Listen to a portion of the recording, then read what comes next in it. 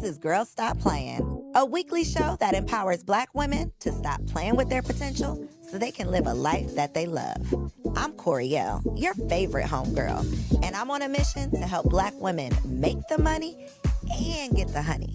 You can have it all as long as you're willing to work. This is the Girls Stop Playing podcast, and I'm your favorite homegirl, Coriel, here to encourage you to stop playing with your potential and start working for what you want in life and in love.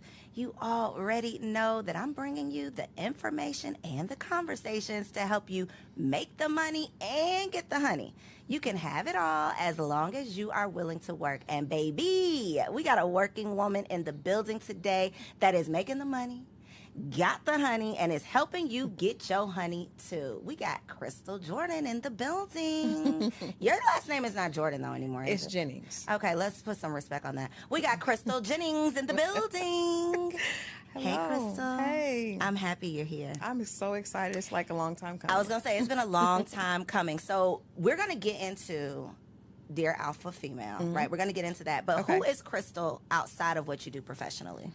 You know what? That's a great question because I had to learn that myself. For a lot of years, I did not know. I didn't know who Crystal was outside of being a mom and a entertainment publicist. And so Crystal is a woman that loves, I love my friends to be happy. I love putting everything I have into friends and family. I'm also a bit of an empath. So I learned that I have to take breaks from certain things because I can get very, very emotionally involved and invested, right? But I think that's also what makes me who I am, just the fact that I really feel deeply for people. It also makes me great at writing, right? But I love my family. I love friends. I want everyone to be in their best, their best self. I want my friends to all find love and have love around them.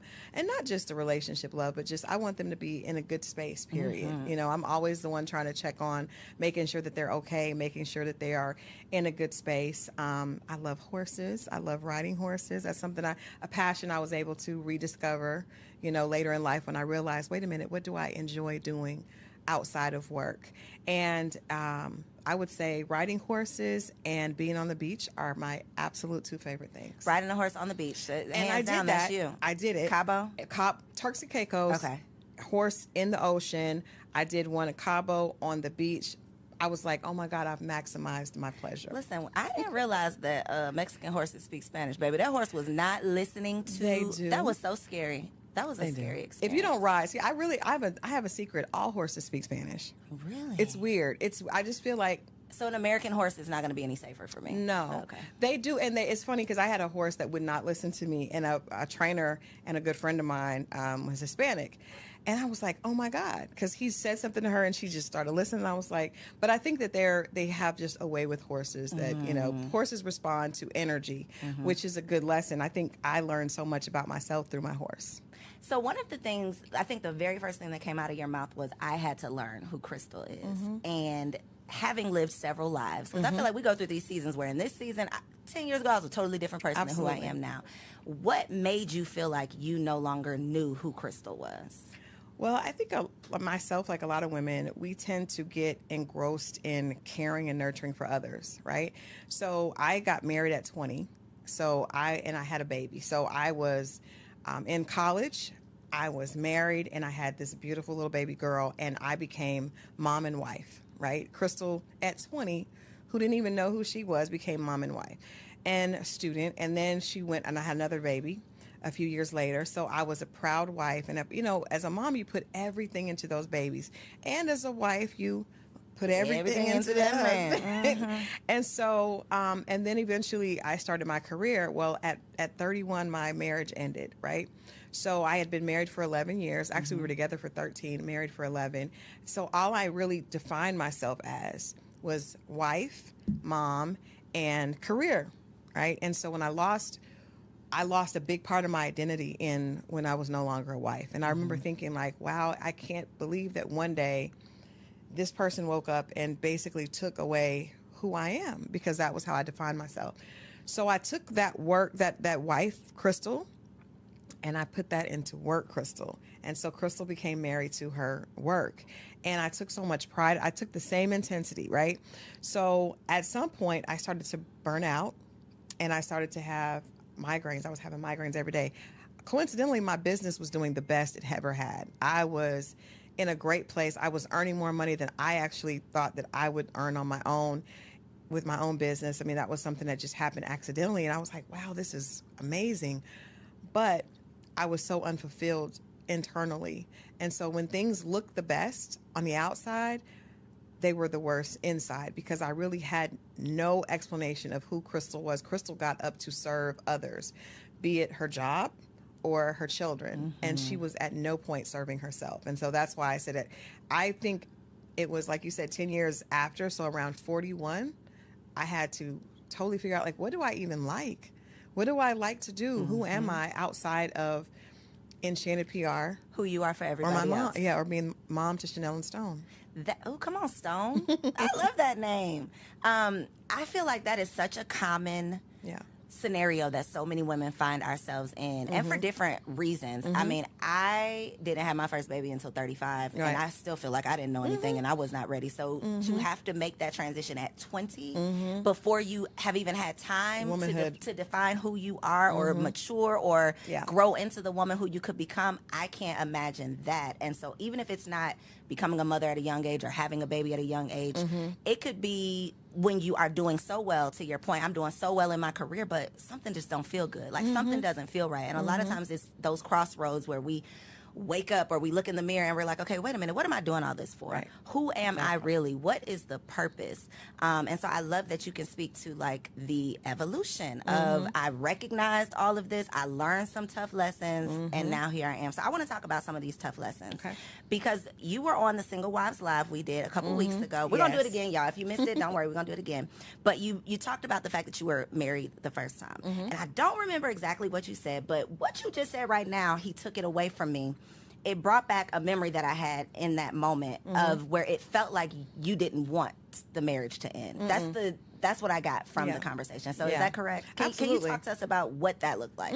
Absolutely. And I think I think it's important for us to acknowledge, a lot of times we've been taught, you know, if somebody doesn't want me or something doesn't want me, I don't want it. It's one of the 48 laws of power, right? Despise what you cannot have.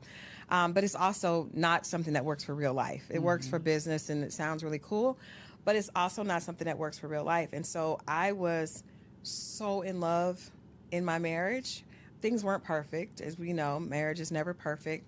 But I was really, really in love, and we went through some difficult times.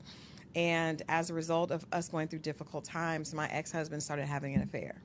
And I was devastated because again, you know, when I mentioned, you asked me who I was, I'm someone that wants everything to be right for everyone, right? So I had this idea that I was going to have this perfect family, my kids, boy and a girl, dad, perfect, you know, white picket fence dog. We had everything. And all of a sudden, he was involved in an affair, and the way I thought he should get out of the affair, he didn't agree with that. And he did not. And so he decided to end the marriage. And it really did feel like I had given someone else the ability to define me because I took so much pride in being his wife. So, yeah, I was heartbroken. And coming from a mother and a grandmother that are like, girl, you better get over that. There was no place to actually just say it's okay to really mourn your marriage being over. And instead of actually mourning it, I just dove into work, right? You controlled what you could control. I controlled what I could control, and I did not allow those in my. I mean, I was basically a functioning depressive in a functioning depressive state because I didn't know what to do with all this pain, and I didn't want to. I just sometimes it felt physical how much pain there was. I mean, this is 13 years. This is the love of my life. Our families are ingratiated, right? Our children don't know anything else, and all of a sudden, one day, it's like, it's over. So when you say your mom said get over it in terms of the sadness of the divorce, what was her take on the infidelity? Did she tell you to get over that too? No, just leave him and get over it. Okay, leave him and don't look back. Leave him and don't look back. And I did. My grandmother, rest her soul, husbands come and go. You'll be fine. You're strong. You're strong. But I did not feel strong at all. You know, I felt like my identity, I felt like Crystal was just, I didn't know where she was. I grew up without my father. so when I got married, he became my sunshine. I remember writing a essay, and it was like, this is now like the sunshine of my world. So, and that was dysfunctional, but you don't know it's dysfunctional until you get out of it, or until you know. And so, yeah, I definitely, there was no one I was telling my one of my mentors and my sister, Dr. Jerry Godhigh, like, I wish I had someone like that in my life, someone that says it's okay to not be happy about your marriage ending. It's okay to admit that you don't want that. Everyone in my family, they were doing this to help me because they wanted me to be strong, right?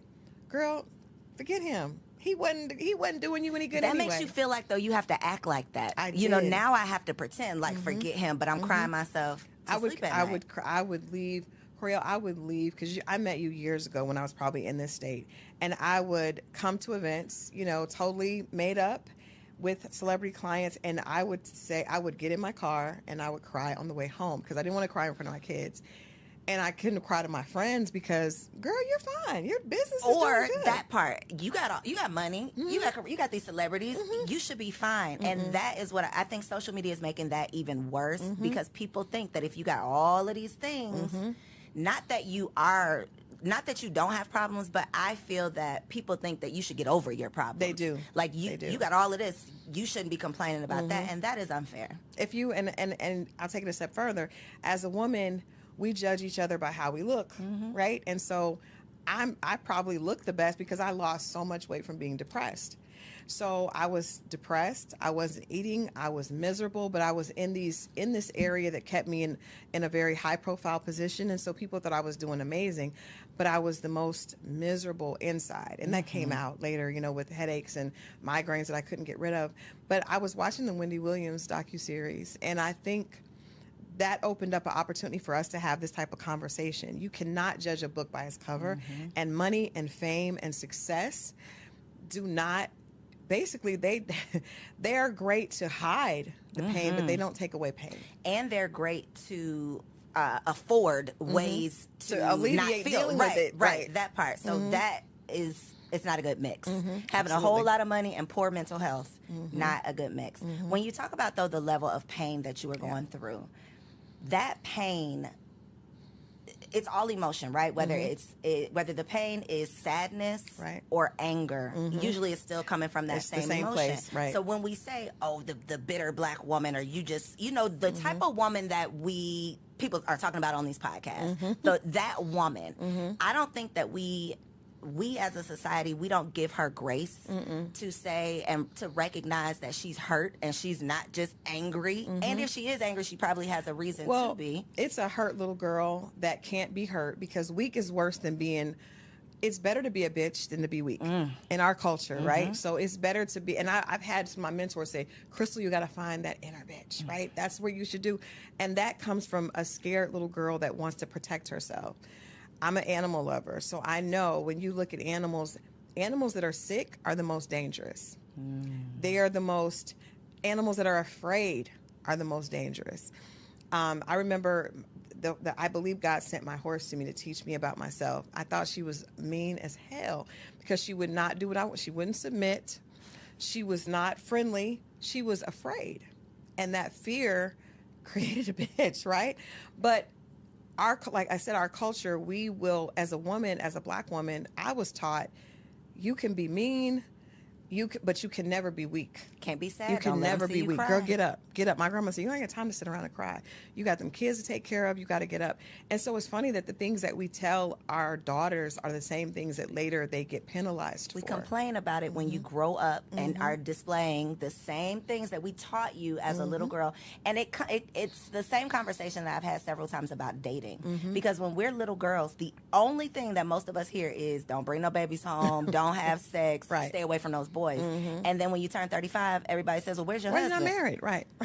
I mean, it makes no sense. So that is the whole point of having these conversations is so that we can teach our daughters or our sons a better way of doing things based on the lessons that we've learned, because we love talking about these statistics. But we don't look at why. I was talking to one of my girlfriends today, and I've had this conversation with my guy friends. Even we talk about men, right? Black men in our community. Most of them are teaching their daughters to be independent. And I said, you are teaching your daughter to be a woman that you would not want to date. And if a man is not there in the house, you're still teaching, because you're always teaching, even if it's intentional or non-intentional. So my father taught me that I couldn't rely on a man because he wasn't there for me, right? And my girlfriend, whose father was in the house, he constantly taught her, make sure you can take care of yourself. Make sure you can take care of yourself. So those, and we know that when you're young, that is just porous ground. You plant those seeds. That little girl, my daddy said, I always got to be able to take care of myself.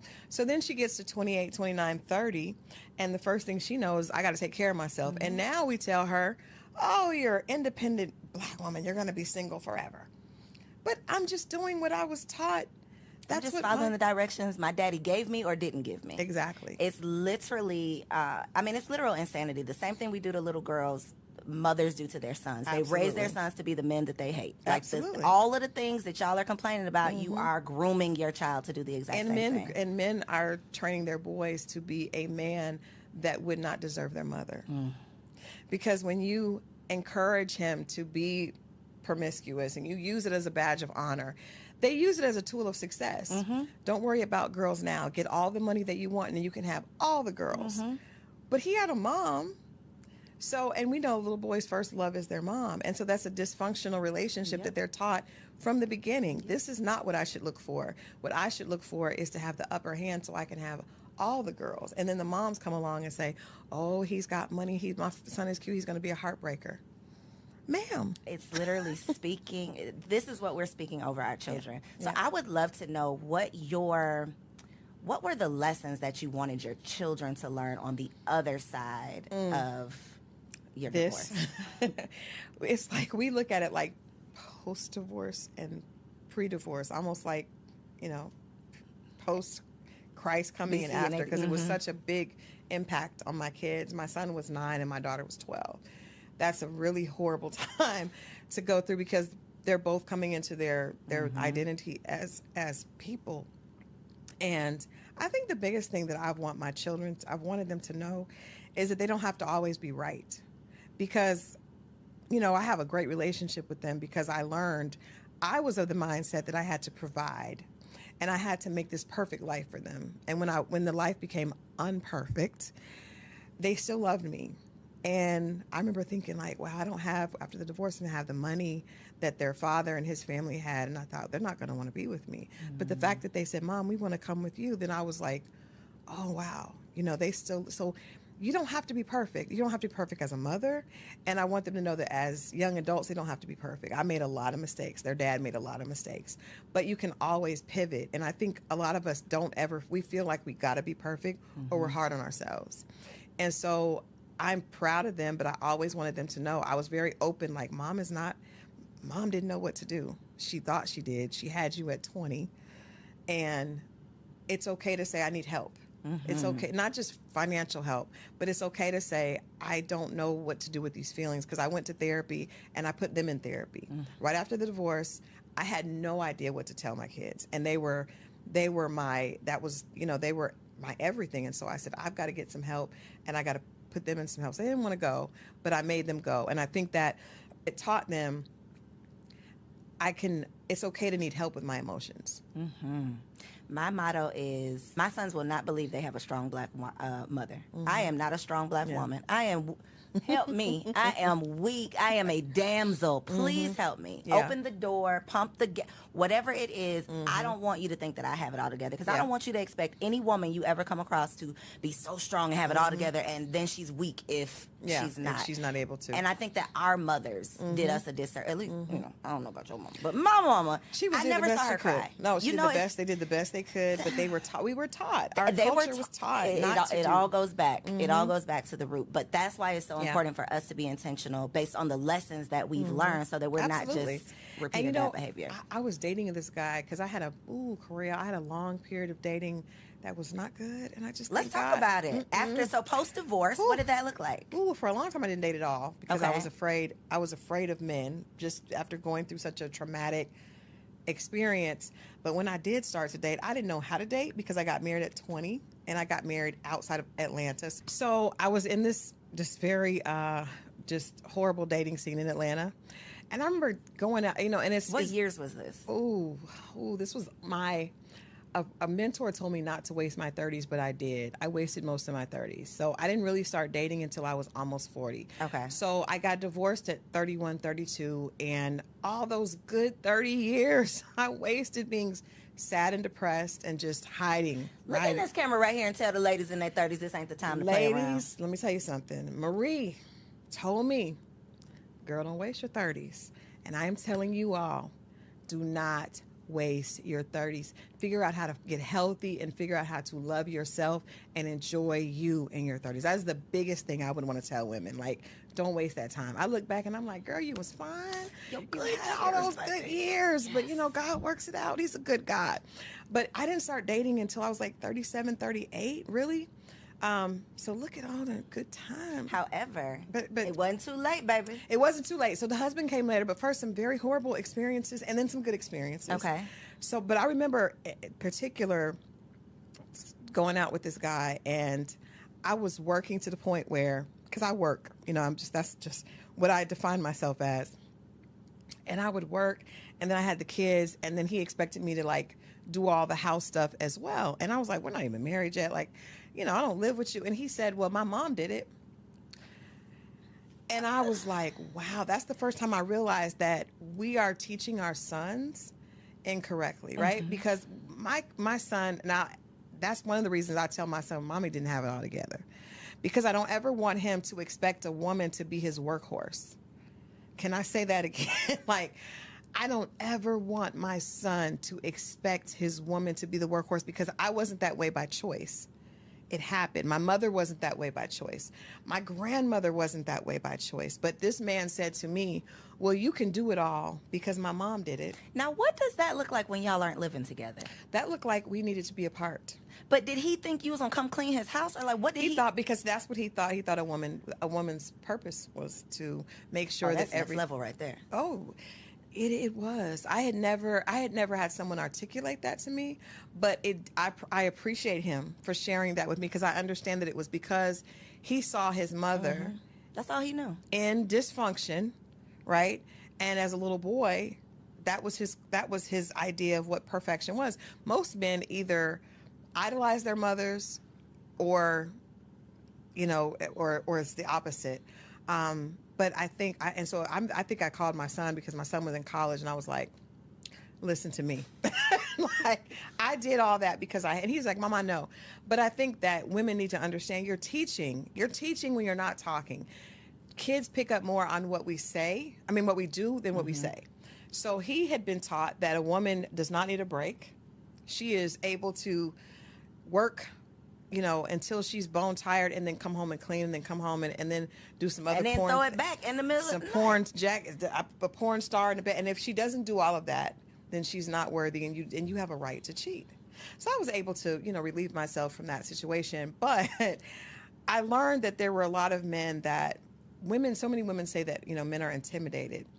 I don't think that the right man is ever intimidated. I think that men are smart enough to know how to push our buttons. So when you have a situation, because women, we tell, especially when you want to find love, you meet a man and you tell him everything you want because you're hoping that he's going to step up to that, and he's listening to everything you said. Mm-hmm. And if he sees you as a wife, he will act accordingly. And if he doesn't, then he's going to play games, and you've given him the playbook. Mm-hmm. So he knows that you probably are an overachiever. For us, you know, what I define as alpha females that are overachievers. And he'll give you some more things to do. Mm-hmm. And I had a girlfriend that was an OBGYN, amazing, had her own practice. And she's like, well, I'm trying to learn. I'm trying to have a threesome. And I was like, do you want to have a threesome? No, but he says, if I don't, he'll leave. He tapped into the fact that you are a perfectionist and you want to show up and do well in everything that you do. This beautiful sister was trying to go to the sex club. She was doing all this stuff, and I was like, girl, you are a whole OBGYN. That you are She's like, but he wants a woman that's doing this. She was leaving the practice to go and make sure she cooked. Girl, what happened with these people? Are they still together? No. Did she have a threesome? No, she didn't have a threesome. No, but what I'm telling you is, it sounds crazy, but in the minute, because you got to realize, especially right now, the season is ripe for everyone is dumping on career women, right? It's fun. Mm-hmm. Oh, well, you think you're all that because you have that degree, but what about what do you do in the kitchen? What do you do in the bedroom? And so those of us that are overachiever, well, I can do it all. Girl, sit down. Please. He's not the one for you. He's not the one Wow. for you, because the one that sees you as his queen and as his wife, he will not be looking to play with you and make you do more for him. He will be looking at how he can make life easier on you. That part. And that's when we talk about, how God is good and he comes around. If you just wait and then you do what you're supposed to, you do That your part, work. that part. You must wait wait. and do the work. You Because must I've wait. talked to therapists and relationship coaches who talk about the fact that they get clients who haven't dated. They've been single for a decade. But you Oh. have done zero You've work. done no work. You've done no work. So a decade later, you're going to be still in making the same- same bad decisions. That part. Thank you for saying that. Because I told my goddaughter this weekend, I said, one of the things I would do differently, because I didn't date for probably about 6 years. But when I started, I was emotionally very immature, because I was still, actually, not only was I 6 years behind, but I hadn't been in a relationship that was outside of my marriage. I didn't date since 20. You were a teen, So I went basically. back, and I was an idiot out here because I didn't know. I didn't know. And so it's important that you do the work, and it's important that you don't avoid dating because of fear. Because if you do, then when you start, that same fear is going to be there, and you're going to run from it, or you're going to make decisions out of desperation Yep. or out of fear, and those are always the wrong decision. But it's interesting that when you find the man that sees you have to find the man that sees you as his wife, not the man that you Think is had gonna be wanted your to see as your husband, because that we have some of those.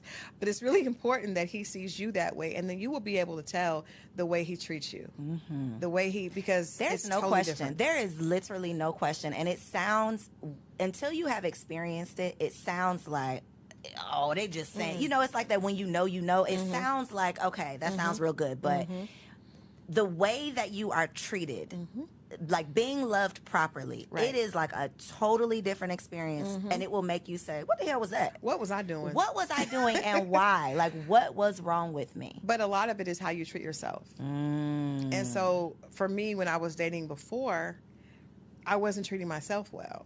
They saw that I was chasing these clients and trying to be perfect for them, trying to make sure they had everything, doing all this stuff for my kids. So they were like, oh, let me jump in this. Let her do some stuff for me. Let her do it for me. So I want to get to this husband. Yay. Because, before you got to the husband, you talked about the fact that one of your challenges, which I want to bring this up because I feel like it's a common challenge, is couldn't nobody tell you nothing. Yeah. You were never wrong. And I think that for successful women, women who have been successful in any area of their lives for a long enough period of time, we start to feel like, because I've done this, I can do I'm right about everything. Yeah. Nobody can tell me anything. Absolutely. So talk about your experience with that, and then how other women who may be exhibiting those same behaviors can stop. Well, it's two things. For me, it was twofold. So not only was I doing really well in my career, right? And I'm a hard worker, so I knew there's a formula, right? That I know if I put a lot of hard work in, there's going to be a return on my investment. And it had been proven correct. But also when you go through trauma, right? I went through being married and having, 5-bedroom house, 2 cars, to being almost homeless after my divorce, right? Didn't have anywhere to live, built myself back. So in that building yourself back, I remember my kids, we went from the first year I was divorced, we were adopted by a family for Christmas, right? Because I came back and I was like, my ex-husband was like, go stay with my parents. And I was like, no, I'm going to build this on my own. So we had to be adopted. And so that would be humiliating for a lot of people, but I told them, I said, we're going to do the same thing for another family. And we did. So we went from a 2-bedroom where I used to sleep in the living room because I didn't have a bedroom, but I just knew I was going to make sure my kids were good, to, at the time that the kids were graduating, we had another 5-bedroom house. I had my own 2 cars outside, and everything was good. So that journey of like 32 to 38, I pulled myself up. And not only was my work doing well, but I had all this life experience of I did it. I put my all into it, and I got my kids. We adopted families. We would do things for people for Christmas. I went from driving a car that had a black eye to having, a luxury car and a backup car out. All that I did on my own. So sometimes God has to tell you, hold on now, little mama. Let's reel it on Hold back on. in. Because you fight so hard, and it's like, and that fight becomes your identity, Yep. right? And so when I would meet men that to date, and they were struggling alone, I'd be like, what? I have 2 kids, was left for dead, and I've managed to be in this beautiful home. I'm not listening to you.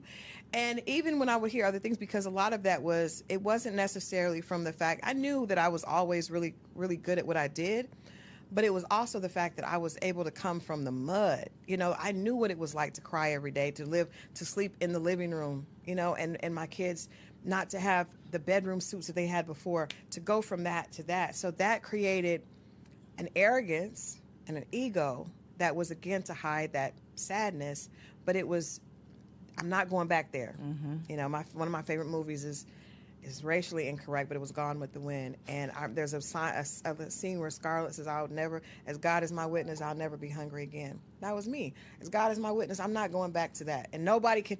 Before, I was married, and that's how I ended up in that situation. Now I'm in control. Crystal's in control. So when Crystal's in control, you can't tell me what to do, because look what I've done. So that created. You can't tell me what to do. Ooh. You That can't. is the attitude. And how can you tell me when you haven't done it? So, and I also have around me a very amazing, brilliant group of female friends, right? And a lot of us have the same energy, because they're really hard workers, right? And so you have people that have beat statistics and have been able to say, oh, I was told, I remember when I got pregnant in college, my guidance counselor said, drop out. Drop out? No, I'm going to graduate. I'm going to graduate on time. I'm going to do this, this, and this. When I got divorced, go home. Go stay with my parent. No. So that creates a belief in yourself, which is good, right? But it also has the other side of that is it was very hard for anyone to tell me anything. And the people that are around me that I probably did respect weren't going to tell me, because they were of the same ilk, right? So they felt like, girl, he's, But I would always look at men that didn't have, and I would feel like, well, why would I ever listen to you? Because you haven't been able to do what I have, and you have far less obstacles to get over. And that was the wrong attitude to an extent.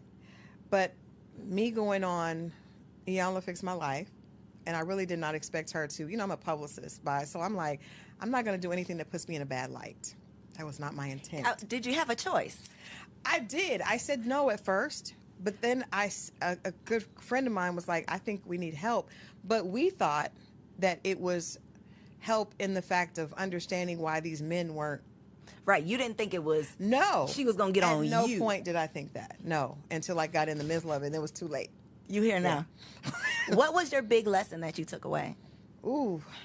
First of all, I think that I'm smart enough to listen to someone that makes sense, right? So the things that Miss Iyanla Vanzant were saying, they were very, very raw, but it was also a woman that I respected, and that I knew she wasn't lying, because it was true. What she was pointing out to me was true.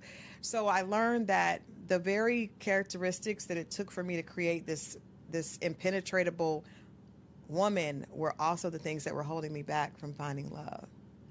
And that was my big lesson. Like, okay, you did this, and this got you where you needed to be, but this also created some very negative, behavior that you have to fix. You cannot just get here and be like, ta-da, I'm done.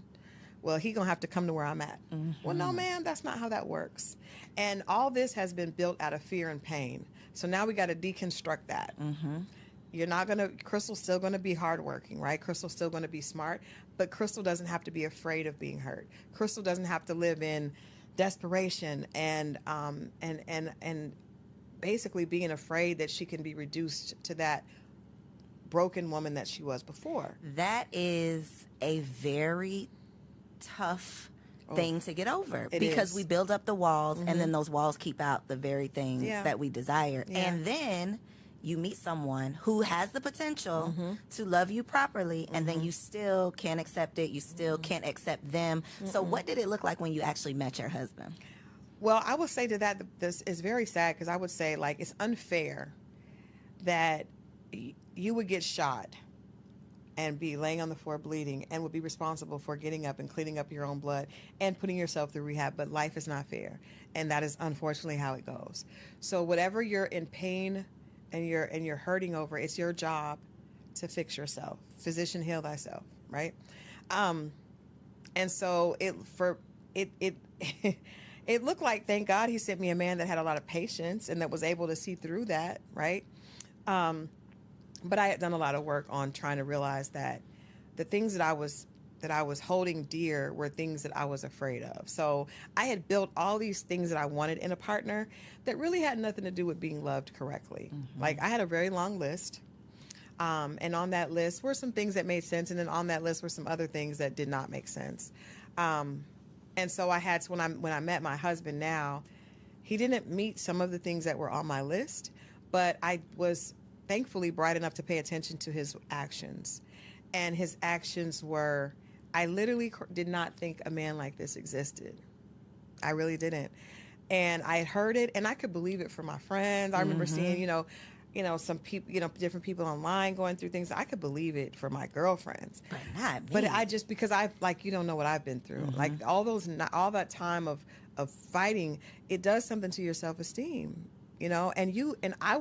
This is another thing. I was loving myself with conditions. What does that look like? So I would be hard on myself, really, really hard on myself if I didn't have what I wanted. So I've always been a perfectionist. I always was like that. So I was the kid in class that was angry if they got a 95. I wanted 100. I was always like that. So when I was single, I wanted to make sure that I had this for my kids. So I would work extra amount. I would put myself through things, and I would never tell myself, Crystal, you are good as you are. It was like, no, girl, you need to do this. You need to get on it. You need to look, you 20 pounds overweight. That's not acceptable. And I was hard on myself. I was mean to myself. And that did push me forward. So let's be honest. Sometimes when you're hard on yourself, the gift and the curse. It is the gift and the curse, but it's not good when it comes to relationships, because if you don't know how to love yourself unconditionally with your extra pounds. I was talking to a girlfriend on the way here, and she was like, "Oh, I'm getting liposuction." I was like, "Okay, cool, but we need to know that you're beautiful as you are." When we don't know that, and then we meet a man and we expect him to know that, the right man is not going to want to be with you, because he's going to realize that's going to be unattractive to him. It's very unattractive. So that was a part of the work, is how do I love Crystal even if she doesn't earn this amount this year? Because me and my girlfriends are very results driven. We get together, we look at our vision boards. What is your work plan for next year? What do you, and I love it, because we push each other forward.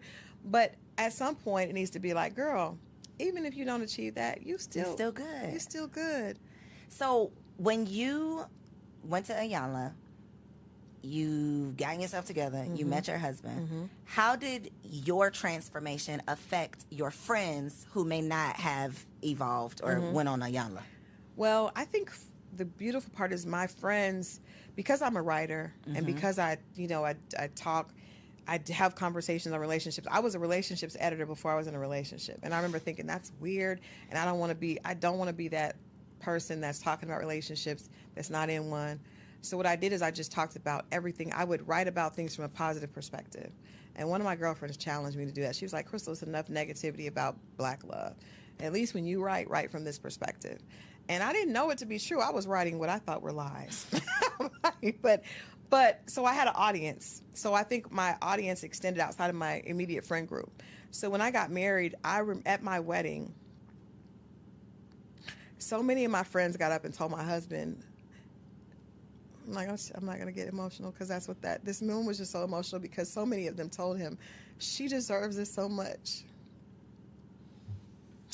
And I did not know that they saw me that way, right? So, guy friends and female friends were like, oh my God, we're so happy that you came. She's so happy. We've never seen her like this.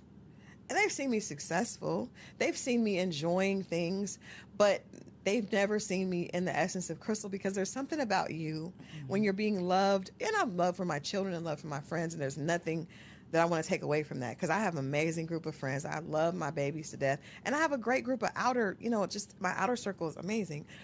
But there's something about when a man is loving you the right way, that makes you feel like a woman in a totally different way that you feel You're when you're lighter. not. You're lighter. And they responded to that. I almost felt bad. I was like, he probably is like, what was she doing for? Well, damn, what? Because everybody was like, oh my God, we're so glad you're here. But I think, and I've had so many people, my immediate friends, and even people I talk to online, say, I believe it. I love seeing what you, because they saw me. They saw it. Unfortunately, the world saw it on the young. But look at the other But look side. at the Because other if they side. see that episode and then they come Yeah. Googling you, it's like, oh, she Yeah. got her shit together. And look at her now. She did. I'm going to say this. Let's don't say she has her shit together. Let's say she's Working on her it. shit. She's working on her shit, because my husband still tells me, that's one of the things we still go back and forth about. And you have to learn. If I could tell women anything being single, I understand work is important, because we have got to get, social media has convinced us that the most important thing in life is getting the bag and being snatched. So it's contour and couture, right? But if you don't work on loving yourself and finding out who you are outside of that, it's going to be very difficult, even when God does send an amazing man, because you're not going to know how to receive it and just to be loved. It sounds cliche, but you know what I mean. It's not easy. It is not It's easy. not easy. I talked to Coach LaTanya. I talked to another one of my mentors, Ms. D, Dr. Jerry. God, I talked to all these women that are married and understand, and they're telling me, Crystal, there's still so much work to do. But the beautiful thing is, I recognized this man because of the work I had done. I recognized, wait a minute, this may not fit the exact profile, but I've never been treated like this. And then understand that you deserve it, right? And Not then running away from not running it. away from it, even when it's easier to run, and having to adjust. So many women are like, well, he has to do. No. The very idea of being a wife means that your job is to make that man better and serve him. His job is to make you better and to protect and serve you. But so many of my friends and so many women I see online are looking for a man that can do for them. And I know, like, well, you're not ready. Because if you're ready, then you know that marriage is about sacrifice. And so what are you willing to do for the How right will man? you serve How will in you your serve? marriage? That is not the conversation that we see on social media. At all. How can he bring the money to me? That's That is because those are all ridiculous. single people having those conversations. They That's why. are. Because They the stay married single. people, and they're going to stay single. gonna stay Married people single. know the sacrifice that marriage takes, Mm-hmm. and that even if you have the partner for you, Right. it is still work. Oh, it's still work. It is still work. It is always going to be work, but it is work that is well worth it. And I think if you find a man, and I think, our gut as women, we were given a gut instinct. I feel like it's God's way of whispering to us. We ignore it. Yep. But so when that fool was telling me that I needed to be the workhorse like his mom, I remember the older I got, I was like, I recognize things. Even I dated some great guys. They just weren't the guys for me. And because I started to be able to be in tune with that, with Crystal, once I started to love Crystal, she started to speak to me in a different way, because before she was just chasing. Stop chasing and allow things to come to you. And my husband, when we met, he told me, just take my hand and let me lead you around the obstacles of life. And I was just like, who is he talking to? I did not need you to lead me. Look what I have amassed, right? Look what I've led myself to. And he was patient. I remember being just difficult. It was just difficult. But he saw that, and now I see different things. He gave me a different perspective. It's not all about how much money you earn. It really is about the quality of life and what you're enjoying. And his perspective is so different. And I think I've been able to give him different perspective as well. But it is really about serving. And I hope that my goal and my purpose, Iyanla told me this, she said, this is not for you. This is for the women that you will be able to help. And that's why after I went through all that, I wrote the book, because I was like, I have to, because this is not for me. So we got to talk about the book, though, Yes. because part 1 and part 2, right? So part 1, Dear Alpha Female, it's not him, it's you. It's not him, it's you. What is just a couple of things, as we've talked about, being so successful that can't nobody tell you nothing, being afraid, so you put up the walls. Yeah. What are some other common things that women are doing? Let me share with you. So happy you asked. So a lot of times what we do is this. We will we see a guy that we like, right? And he has all the bells and whistles that say no, but we are attracted to it either because he has the financial portfolio that we think is a good fit for us, or he may have the look. He may be fine, and you just be like, or he may be able to do some things to you that make your body say yes, right? And praise God for all of those things. They all count, yes. They all count. But you are ignoring the other bells and whistles because of that. So a lot of times you're the smart, beautiful sister that you are, will try this with him. I'm going to give him a chance. There's nothing that this man has done outside of make your body sing, which is important, but not the only thing. But there's nothing that he has done to show you that he sees you as a wife. And you give him a chance. And then when it doesn't work, I'm done. Forget it. Men are all bad, and I'm not, and you want to argue, go online, talk bad about men, but you chose that man. You knew deep down inside, you knew that wasn't right, and you used that as a defense and a block. And the right man doesn't have a chance now but you made that choice, sis. So in the book we talk about, I've talked to girlfriends. We're just gonna be honest. That man is married. Okay, he's separated, but he's married. That's not your husband. But you can give me 8 million reasons, and that's fine. But then when that doesn't work, you're going to use that pain and say, well, this is what was done to me. I was hurt. Well, you hurt yourself. Yep. You hurt yourself. The lack of accountability. So you must, if you're talking about, we want to talk, because women love to dig into, well, this happened to me, and I didn't deserve it, and da-da-da. But God gave you a beautiful brain that you're able to use to achieve. Because I see some of the women that I relate to that are in our circle of high achieving women that are able to, you're brilliant. But when it comes to making decisions with men, you act like you didn't know. You knew. You knew. You knew. And if you didn't know, then you weren't in touch with yourself. Yes. Because you weren't listening. So when we're using those examples of men that we had no business being with anyway, and you use that as a reason that you're not giving someone else a chance, sis, that is you. So that's just one of the examples, because that's one of the things that we do a lot. We love to make the wrong decision and then use that as ammunition against the next guy. Yep. But that is all on, and I've been there. We all have been there, which is why there's no denying it. It's like we've all made bad decisions. Ask me how I know, because I did it. Because we've all done it. Wasting years. It's a journey. Wasting time. So the first book, people were a little, not that they were upset, but people don't want to be told that it's you. You are the problem. Yes. So as a solution to the first book, there is a second. I have a second book that's coming out this summer. But when I realized the response from women, I do feel like I need to double down in a way. I want people to get the message, which is why we're doing another edition of it. But the reality is, when I went on Iyanla, I was in tears.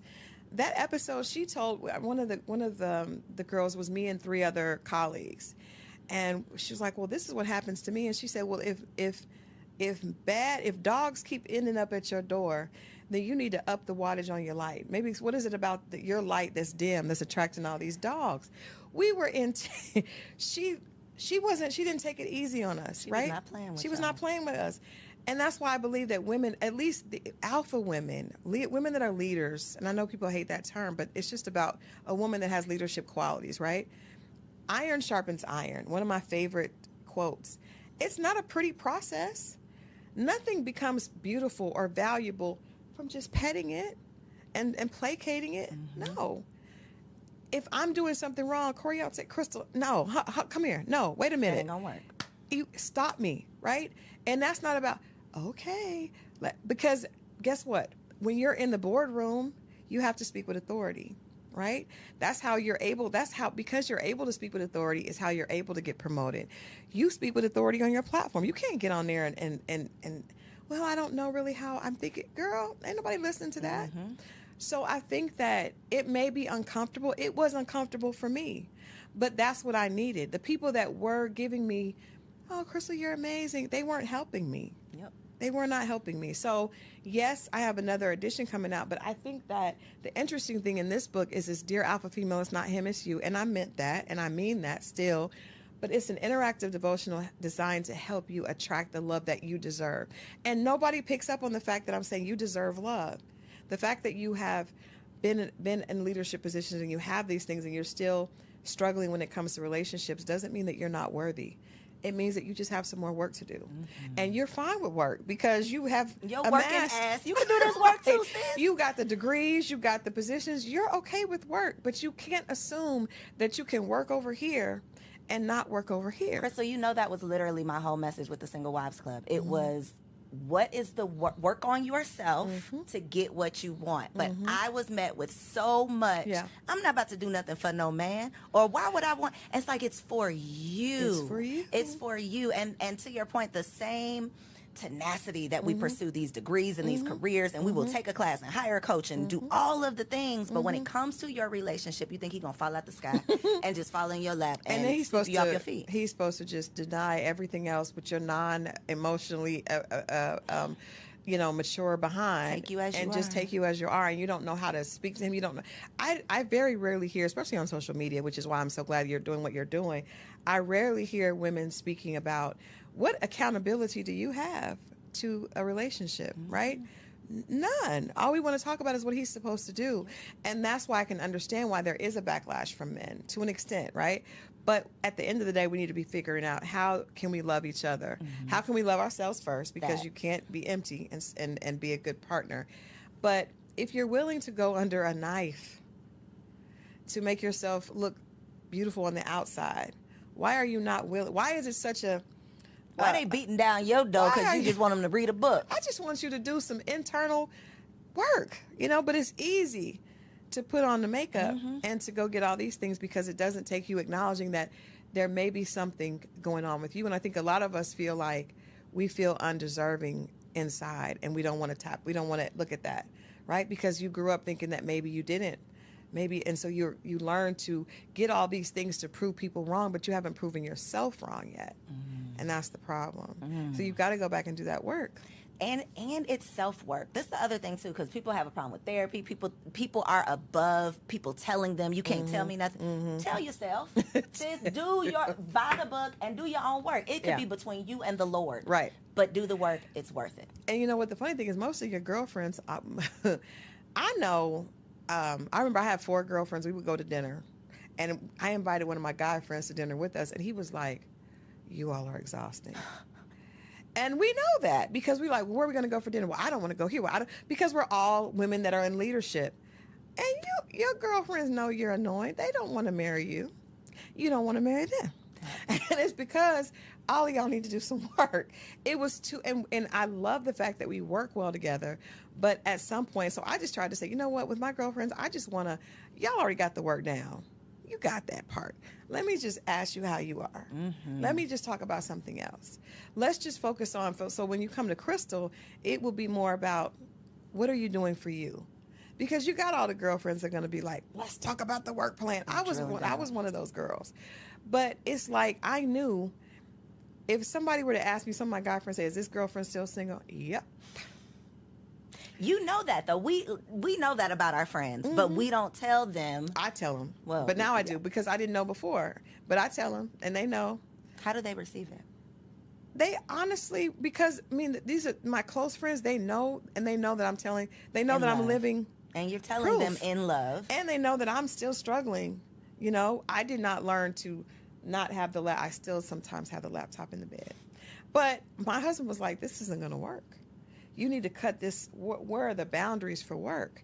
And every girlfriend I have doesn't have boundaries for work. I literally told my husband 3 days ago that I've been treating my marriage like a side chick. And I've decided that my marriage is going to be my business. That's what y'all need. That's it right there. Yeah, that is it. that's Because it. even if you meet the man, it's it's not going to just magically, you're going to just throw your laptop and close down your business. You're It's not struggles. going to do that. I'm so struggling. it's still, listen, it's a constant struggling. struggle. And I think that hit me kind of hard, Coriel, because I probably, if my husband sees this, he's going to be like, all in my face. I don't want him in my face. Leave us alone. But We're trying. but I'm trying. I'm working on it. He knows I'm working on it. But that's true. And I think if you have to get in that mindset, it's like when you go to college, right? And you go back to work on your advanced degrees, you get in the mindset of, no, I'm getting ready to start this master's program. So I got to, I know I'm going to have to be on it. If you really want a relationship, and I hate that we have to talk about it like this, but this is what we understand. Is what we get, yeah. I understand. I was like, well, I want a return on my investment. Well, you can't get a return on your investment if you're not willing to sacrifice.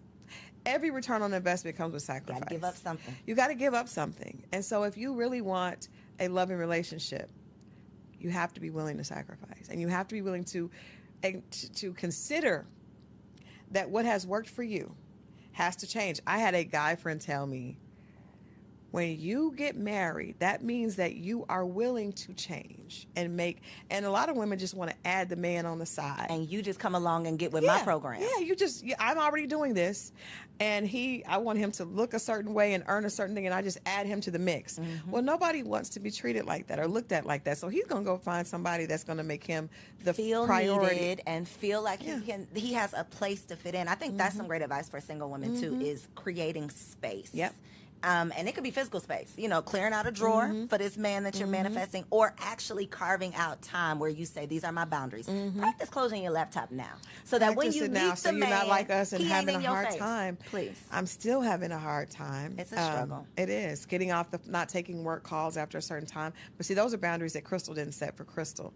And I'm telling you what, with every guy I dated in the past, it was unattractive. I just didn't know it. I thought they were intimidated by my success. No.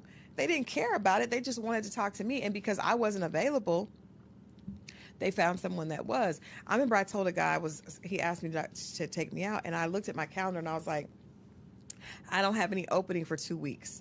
And my single guy friend was like, Crystal. But I didn't. I was like, I'm traveling. And they were like, that ain't how this works. Date you? Yeah. It's not intimidation. I think so many women are going to hear what you're saying right now and be like, oh. So listen, send this to a friend. You know which friend. You know which friend to send this to. Just send it to a girl. I saw this episode. Don't tell her why. Just tell her to tap in. This woman on there, she had this great story. Send it. Wink, wink. Please look in this camera right here, though, and tell them where can they order their friend a copy of this book. Yes, get one for you and your friend, because if that's your friend, usually birds of a feather flock together. So I know for me it did. And actually, one of my best friends wrote the foreword, Chili from TLC, and she wrote the foreword. She and I both are in beautiful relationships after both being single for a very long time. But you can go to Amazon.com. You can go to Barnes & Noble. You can go to Walmart. Any place. You can go to my website. You can go to dearalphafemale.com. You can go to The Real Crystal Jordan. But, get the book, and I promise you, there's information here that you'll be able to relate to. We talk about how the alpha personality, for most of us that are overachievers, it was created when we were little, right? I was a straight A student that always had to be on the honor roll, always had to do this, always breaking statistics. It's a beautiful thing. It's like black girl magic, but what's on the other side of that magic, right? On the other side of that magic. And so please get this book. It really is, it's time for us to allow the overachieving little girls inside of us to relax. We owe her thanks for carrying us thus far, but it's time for her to exhale. It's time for her to let go of her fear. It's time for her to be loved unconditionally, and it's time for her to grow. This is my love letter to all my alpha sisters. So if you want marriage on the other side of that black girl magic, log on dearalphafemale.com. Check out my girl Crystal, and I will catch y'all on the next episode. So if you made it this far, I just know you loved that episode. Well, what you did not know is that we recorded it right here in ATL at Elevate Studios. Yes, your girl has her own studio, y'all, and it's not just for me. I'm opening it up for you too. So if you have a podcast, if you are a vlogger, a YouTuber, or a content creator, and you are looking for a professional studio to record your content, or you want to hire me and my team to fully produce your content, make sure you check out the show notes below or log on to elevateagency.com.